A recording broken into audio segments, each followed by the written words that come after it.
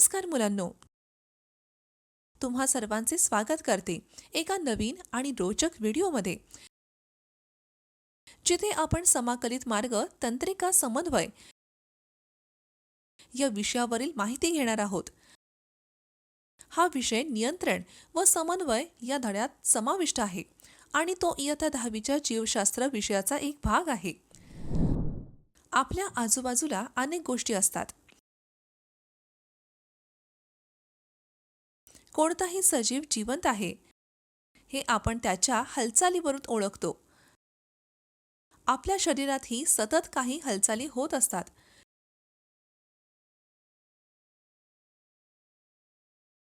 काही हालचाली या आजूबाजूच्या बदलांमुळे होतात. उदाहरणार्थ, गरम आणि टोकदार वस्तूंना हात लागण्यापासून वाचवण्यासाठी आपण पटकन हात किंवा पाय मागे घेतो. जेव्हा आजूबाजूच्या वातावरणात काही बदल होतो आणि त्यामुळे शरीर हालचाल करते, त्याला प्रेरक, उत्तेजक म्हणतात. ज्या पद्धतीने सजीव हे बदल ओळखून प्रतिक्रिया देतात,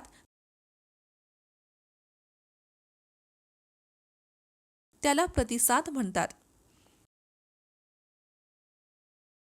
सजीव प्रकाश, उष्णता, थंडी, आवाज, वास, चव, स्पर्श, दाब, वेदना आणि गुरुत्वाकर्षण अशा अनेक प्रेरकांवर प्रतिसाद देतात.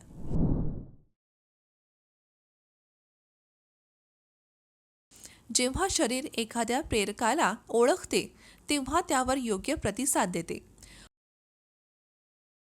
एखाद्या उत्तेजनाला योग्य प्रतिसाद देण्यासाठी सर्व अवयवांनी एकत्र काम केले पाहिजे. शरीरातील विविध अवयव एकत्रितपणे नियोजनबद्ध आणि कार्यक्षमतेने योग्य प्रतिसाद देण्यासाठी काम करतात. याला समन्वय म्हणतात. अभ्यासाचे उद्दिष्टे. हा विषय शिकल्यानंतर तुम्हाला पुढील गोष्टींची माहिती मिळेल. प्रेरकांना प्रतिसाद देणे, तंत्रिका प्रणालीतील समन्वय, तंत्रिका पेशीची रचना, प्रेरणेकडून प्रतिसादापर्यंतचा मार्ग. महत्त्वाचे शब्द: प्रतिक्रिया, उत्तेजना, मज्जापेशी न्यूरॉन, ॲक्सॉन, डेंड्राइट्स, मायलिन कवच,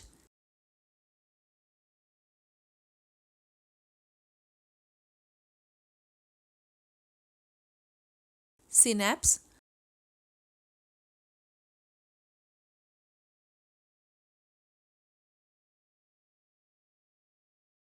आगत किंवा संवेदक मज्जातंतू.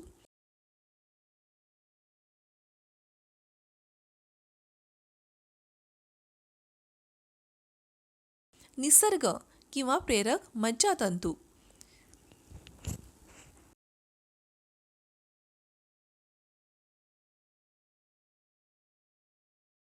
मज्जासंस्थेतील समन्वयाच्या प्रवाह चित्राकडे पाहूया.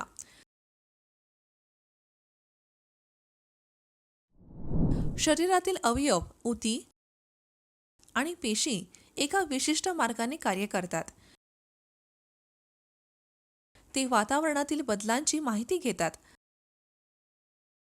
आणि त्यानुसार शरीरात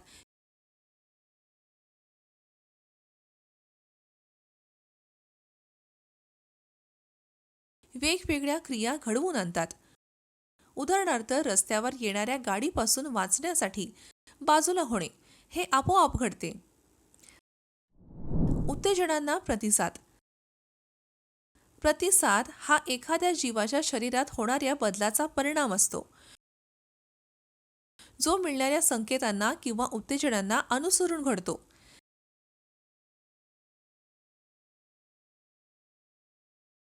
हे प्रतिसाद वातावरणातील बदल ओळखून त्याची माहिती शरीरात पाठवून आणि त्यावर प्रक्रिया करून निर्माण होतात. शेवटी शरीर योग्य प्रतिसाद ओळखून त्याची अंमलबजावणी करते. हे प्रतिसाद सहसा स्नायूंमध्ये होणाऱ्या झपाट्याने घडणाऱ्या बदलांमुळे निर्माण होतात, जे बदलत्या उत्तेजनांवर अवलंबून असतात.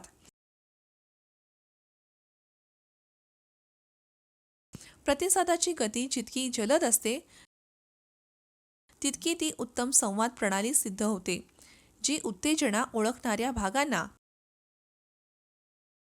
आणि प्रतिसाद निर्माण करणाऱ्या भागांना जोडते. एकत्रीकरण मार्ग, मज्जासंस्थेचे समन्वय. ग्रीक लोकांचा असा विश्वास होता की मेंदू संपूर्ण शरीराचे नियंत्रण करते, कारण मेंदूला इजा झाल्यास वर्तनामध्ये मोठे बदल दिसून येतात. ग्रीक शरीर क्रिया विज्ञान तज्ज्ञ गॅलेन यांनी एक महत्त्वाचे निरीक्षण नोंदवले. त्यांच्या एका रुग्णाच्या मानेवर जोराचा आघात झाला होता,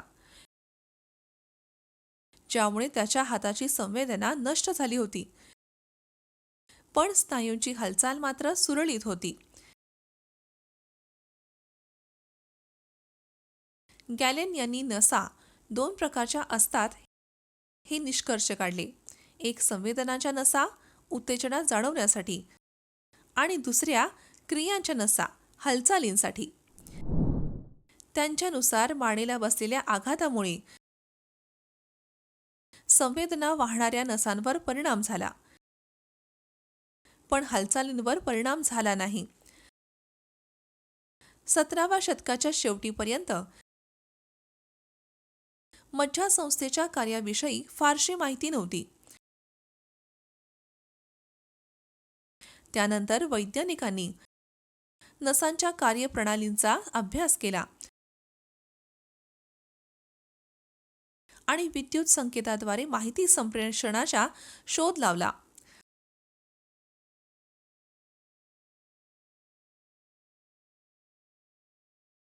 आता मेंदू आणि पाठीच्या कण्यातील मज्जातंतू शरीराच्या विविध भागांवर नियंत्रण कसे ठेवतात याची माहिती उपलब्ध झाली आहे. तसेच माहिती संप्रेषण करणारे संभाव्य मार्ग ओळखता आले आहेत, पण मज्जापेशी कशा कार्य करतात याबाबत अद्याप संपूर्ण माहिती मिळालेली नाही. मज्जापेशींची संरचना. मज्जापेशी किंवा न्यूरॉन ही मज्जासंस्थेची मूलभूत संरचनात्मक आणि कार्यात्मक घटक आहे. न्यूरॉन विद्युत संकेतांच्या मज्जा आवेगांच्या स्वरूपात संदेश वाहून नेतात.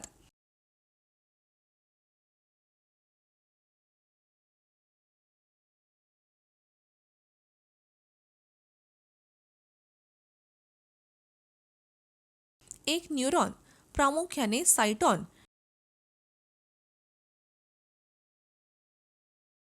डेंड्राइट्स आणि एक्सॉन या 3 भागांपासून बनलेला असतो.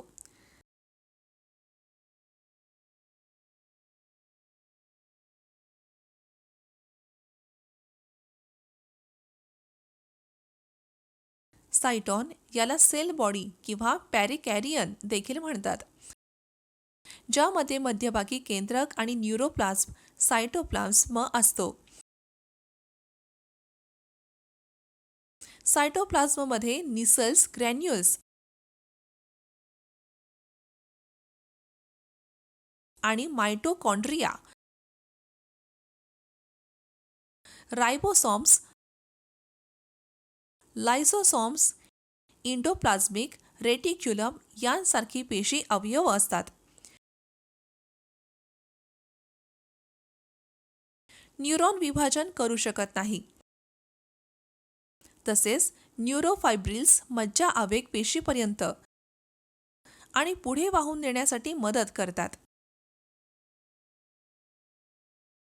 डेंड्राइट्स हे सेल बॉडीवरून निघालेले लहान शाखायुक्त सायटोप्लाझ्मिक विस्तार असतात.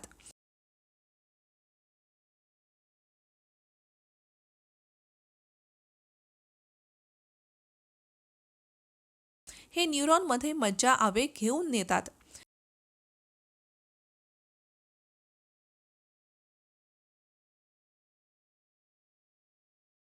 शाखायुक्त संरचनेमुळे न्यूरॉन इतर न्यूरॉन्सकडून अधिक प्रमाणात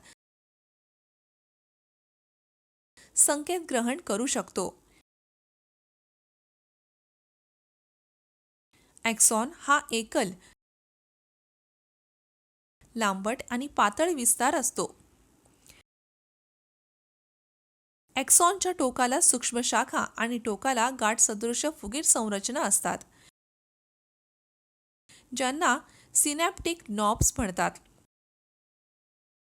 ॲक्सॉनच्या पेशी पडद्याला ॲक्सोलेमा म्हणतात आणि सायटोप्लाझमच्या ॲक्सोप्लाझ्म म्हणतात.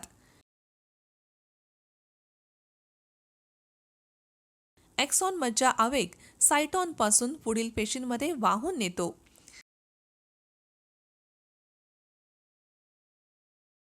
ॲक्सॉन भोवती संरचनात्मक मायलिन कवच असते, तसेच स्वॅन पेशींचा थर असतो.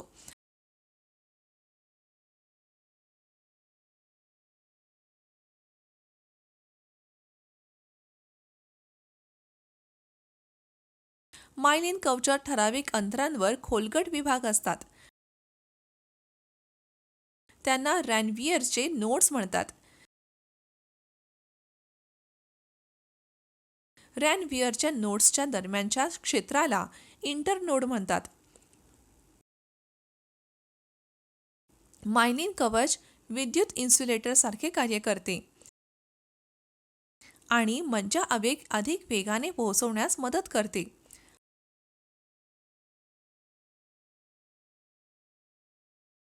आपल्या मज्जासंस्थेमध्ये सुमारे 10 अब्ज न्यूरॉन्स असतात,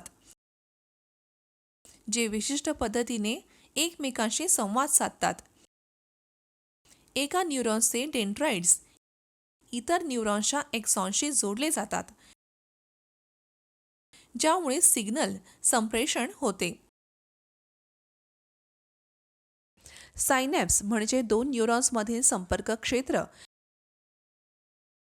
जे एका न्यूरॉनमधून दुसऱ्या न्यूरॉनमध्ये माहितीची देवाणघेवाण करते.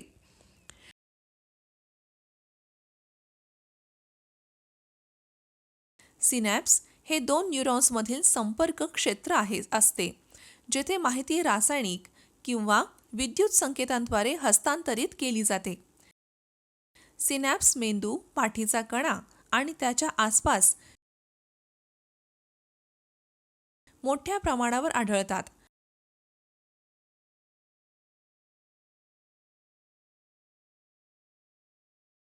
या भागांव्यतिरिक्त ॲक्सॉन संबंधित शरीराच्या भागांमध्ये संकेत पोहोचवतो. मज्जासंस्थेतील मार्ग. तुम्ही काठी कशी धरू शकता ते पहा. उत्तेजनापासून प्रतिसादापर्यंत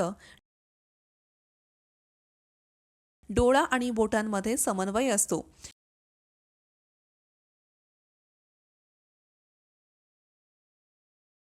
अनुसरण केलेल्या मार्गांच्या आधारे नसांचे प्रामुख्याने 3 वेगवेगळ्या प्रकारांमध्ये वर्गीकरण केले जाते.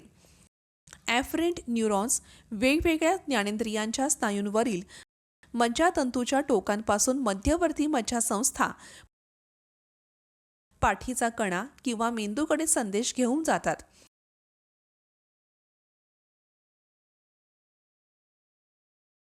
हे सभोवतालच्या बदलांना ओळखतात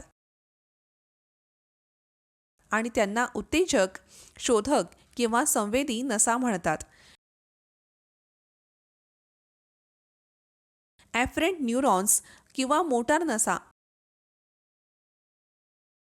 मध्यवर्ती मज्जासंस्थेपासून स्नायूतंतू किंवा ग्रंथीसारख्या प्रभावक अवयवांपर्यंत आवेग घेऊन जातात. असोसिएशन नर्व्ह संवेदी आणि मोटार न्यूरॉन्समध्ये आवेग चालवतात.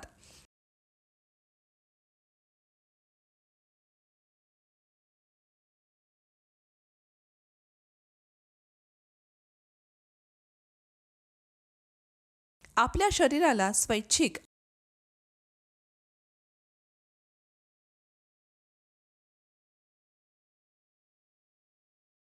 आणि अनैच्छिक दोन्ही प्रतिसादांना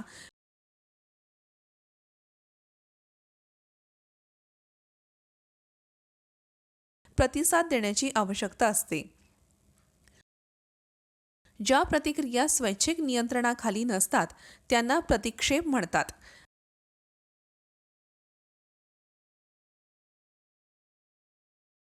अगदी कमी वेळेत केल्या जाणाऱ्या अनैच्छिक कृती मेंदूला बायपास करून लहान मार्गांचे अनुसरण करतात.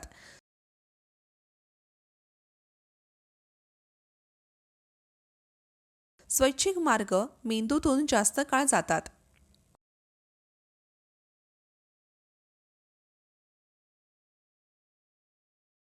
रिफ्लेक्स आर्क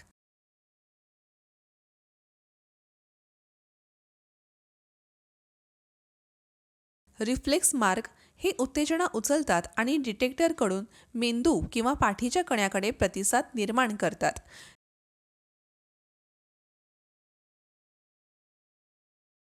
कधीकधी उत्तेजनाला स्वयंचलित जलद आणि अनैच्छिक प्रतिसाद मेंदूला बायपास करतो आणि पाठीच्या कण्यातील एक विशिष्ट मार्ग समाविष्ट करतो. डिटेक्टरमधून पाठीच्या कण्याकडे जाणारा आणि इफेक्टरकडे परत येणारा असाच एक मार्ग म्हणजे रिफ्लेक्स आर्क. गुडघ्याच्या टोकाखालील टेंडनला रबर हॅमरने टॅप केल्यावर गुडघ्याचा झटका येण्याचा रिफ्लेक्स दिसून येतो. तो मांडीच्या स्नायूंमध्ये स्नायूंच्या स्पिंडल रिसेप्टर्सना ताणतो. हे प्रेरणा रिफ्लेक्स आर्क सुरू करते, ज्यामुळे अनैच्छिकपणे पाय पुढे सरकतो.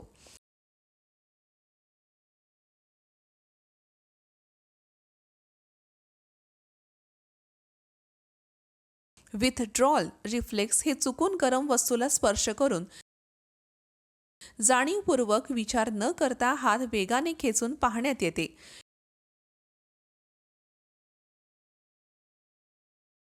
त्वचेतील संवेदी रिसेप्टर्स अति उष्णता ओळखतात आणि रिफ्लेक्स आर्क स्नायूंना आकुंचन पावण्यास कारणीभूत ठरते, ज्यामुळे हात दूर सरकतो.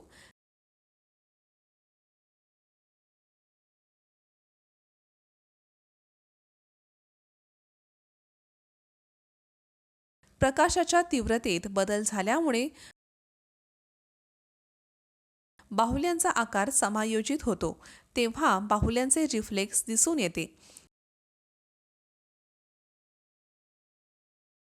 तेजस्वी प्रकाशामुळे बाहुल्या आकुंचन पावतात आणि मंद प्रकाशामुळे त्या पसरतात, ज्यामुळे डोळ्यात येणाऱ्या प्रकाशाचे प्रमाण नियंत्रित होते.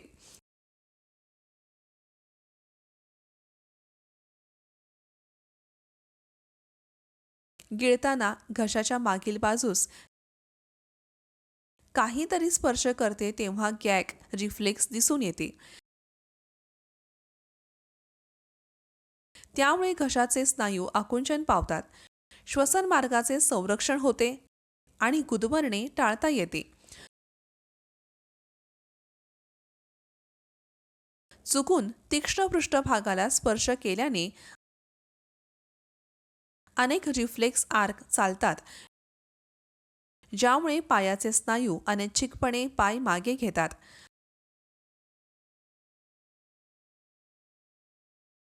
मनोरंजक म्हणजे पायाच्या स्नायूंमधील समान प्रभावक स्वैच्छिक नियंत्रणाखाली विशेष हालचाली करू शकतात.